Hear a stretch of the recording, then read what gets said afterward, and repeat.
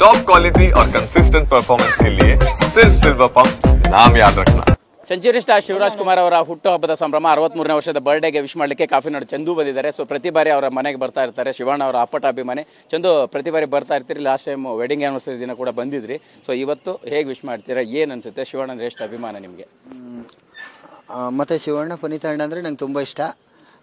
ಮತ್ತು ವರ್ಷನೂ ಬರ್ತಾ ಇದ್ದೀನಿ. ಹಾಗಾಗಿ ಅವರಿಗೆ ದೇವ್ರು ಇನ್ನೂ ಆಯುಷು ಆರೋಗ್ಯ ಕೊಡಲಿ ಅಂತೇಳಿ ನಾನು ಭಗವಂತನಲ್ಲಿ ಪ್ರಾರ್ಥಿಸ್ತಿದ್ದೀನಿ.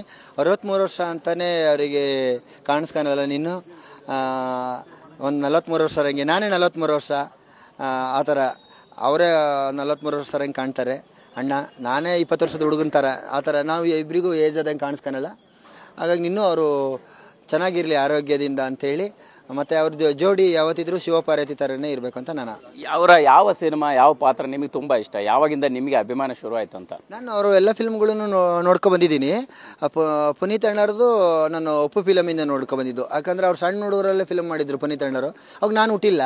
ಶಿವಣ್ಣವ್ರ ಮೂವಿ ಮಾಡಿದಾಗ ನಾನು ಹುಟ್ಟಿದ್ದೆ. 1983ರಿಂದ ಅವರು ಫಿಲ್ಮಿಗೆ ಬಂದಿದ್ದರು. ಅವಾಗೆಲ್ಲ ನಮ್ಮಮ್ಮರೆಲ್ಲ ಆನಂದ ಫಿಲ್ಮ್ ಎಲ್ಲ ನಮ್ಮಮ್ಮರೆಲ್ಲ ನೋಡ್ತಿದ್ರು. ನಾನು ನೋಡಿರಲಿಲ್ಲ. ನಾನು ಅವಾಗಿಂದ ಸ್ವಲ್ಪ ಸಂಯುಕ್ತ ಇವೆಲ್ಲ ನೋಡ್ಕೊಬಂದೆ.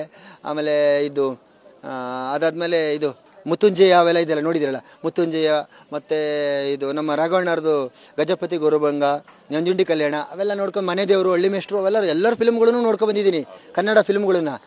ಯಾಕಂತಂದ್ರೆ ಅವಾಗಿಂದ ನೋಡ್ಕೊಬಂದಿದ್ದೀನಿ. ಈಗ ನೀವು ಮೊದಲು ಒಂದು ಡೈಲಾಗ್ ಹೊಡೆದು ಫೇಮಸ್ ಆದ್ರಿ, ಶಿವಣ್ಣ ಪುನೀತ್ ಅಣ್ಣನ ಅಭಿಮಾನಿ ಅಂತ.